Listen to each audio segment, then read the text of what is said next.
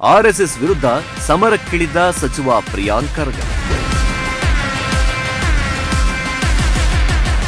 ಪಥಸಂಚಲನಕ್ಕೆ ಅನುಮತಿ ಕಡ್ಡಾಯ, ಮೀರಿದ್ರೆ ಮುಲಾಜಿಲ್ಲದೆ ಕ್ರಮ.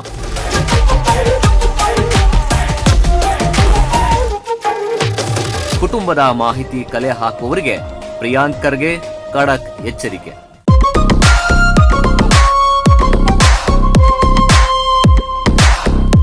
ಗೃಹ ಸಚಿವರಾಗಿ ಅಧಿಕಾರ ಸ್ವೀಕರಿಸಿದ ದಿನದಿಂದಲೂ ಆರ್ಎಸ್ಎಸ್ ನೋಂದಣಿ ಹಾಗೂ ಕಾನೂನು ಬದ್ಧತೆ ಕುರಿತು ಪ್ರಶ್ನೆಗಳನ್ನು ಎತ್ತುತ್ತಿದ್ದ ಪ್ರಿಯಾಂಕ್ ಖರ್ಗೆ ಇದೀಗ ಮತ್ತೊಂದು ಹೆಜ್ಜೆ ಮುಂದೆ ಹೋಗಿದ್ದಾರೆ.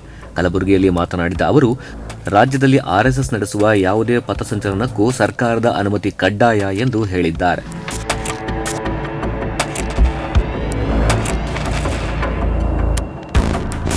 ಆರ್ಎಸ್ಎಸ್ನವರು ಪಥಸಂಚಲನಕ್ಕೆ ಅನುಮತಿ ತೆಗೆದುಕೊಳ್ಳಬೇಕು. ಮೋಹನ್ ಭಾಗವತ್ ಅವರಿಗೆ ಪತ್ರ ಬರೆದಿದ್ದೇನೆ. 100 ವರ್ಷದ ಸಂಘಟನೆಯ ದಾಖಲೆಗಳಿದ್ದರೆ ತಂದು ತೋರಿಸಲಿ ಎಂದು ಹೇಳಿರುವ ಅವರು, ತಮ್ಮ ಹೇಳಿಕೆಗಳ ಬಳಿಕ ವೈಯಕ್ತಿಕವಾಗಿ ಗುರಿಯಾಗಿಸಲಾಗುತ್ತಿದೆ ಎಂದು ಆರೋಪ ಮಾಡಿದ್ದಾರೆ. ತಮ್ಮ ಕುಟುಂಬ, ವೈಯಕ್ತಿಕ ಜೀವನ ಮತ್ತು ಖಾಸಗಿ ಮಾಹಿತಿಯನ್ನ ಕೆದಕುವ ಪ್ರಯತ್ನ ನಡೆಯುತ್ತಿದೆ. ನನ್ನ ವೈಯಕ್ತಿಕ ಮಾಹಿತಿ ಹುಡುಕುತ್ತಿದ್ದಾರೆ. ನಾನು ಯಾರನ್ನ ಮದುವೆಯಾಗಿದ್ದೇನೆ, ನನ್ನ ಮಕ್ಕಳು ಯಾರು ಎಂಬುದನ್ನು ಕೆದಕುತ್ತಿದ್ದಾರೆ. ಆದರೆ ಇಂತಹ ಒತ್ತಡಗಳಿಗೆ ತಾವು ಎಂದಿಗೂ ಹೆದರುವುದಿಲ್ಲ ಎಂದು ಎಚ್ಚರಿಕೆ ನೀಡಿದ್ದಾರೆ.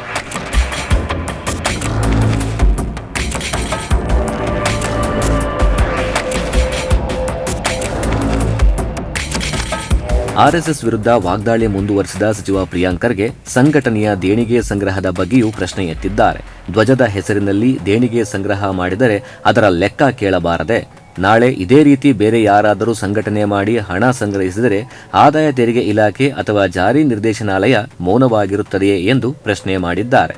ಆರ್ಎಸ್ಎಸ್ ಪಥಸಂಚಲನದ ವಿಚಾರ ಹೊಸದೇನೂ ಅಲ್ಲ. ಈ ಹಿಂದೆ ಕಲಬುರಗಿ ಜಿಲ್ಲೆಯ ಚಿತ್ತಾಪುರ ಹಾಗೂ ಯಾದಗಿರಿ ಜಿಲ್ಲೆಯ ಕೆಂಬಾವಿಯಲ್ಲಿ ಪಥಸಂಚಲನಕ್ಕೆ ಸಂಬಂಧಿಸಿದಂತೆ ತೀವ್ರ ವಿವಾದ ಉಂಟಾಗಿತ್ತು. ಈ ಪ್ರಕರಣ ನ್ಯಾಯಾಲಯದ ಮೆಟ್ಟಿಲನ್ನ ಏರಿತ್ತು. ಈಗ ಗೃಹ ಸಚಿವರ ಹೊಸ ಹೇಳಿಕೆ ಮತ್ತೊಮ್ಮೆ ಇದೇ ವಿಚಾರವನ್ನ ರಾಜಕೀಯ ಕೇಂದ್ರಬಿಂದುವಾಗಿಸಿದೆ.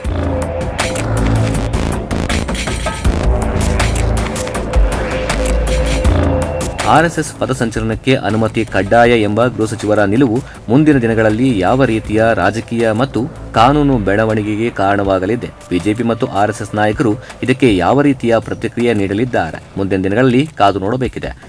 ಮಂಜುನಾಥ್ HR, ಸ್ಪೆಷಲ್ ಡೆಸ್ಕ್, ಪ್ರಗತಿ ಟಿವಿ, ತುಮಕೂರು.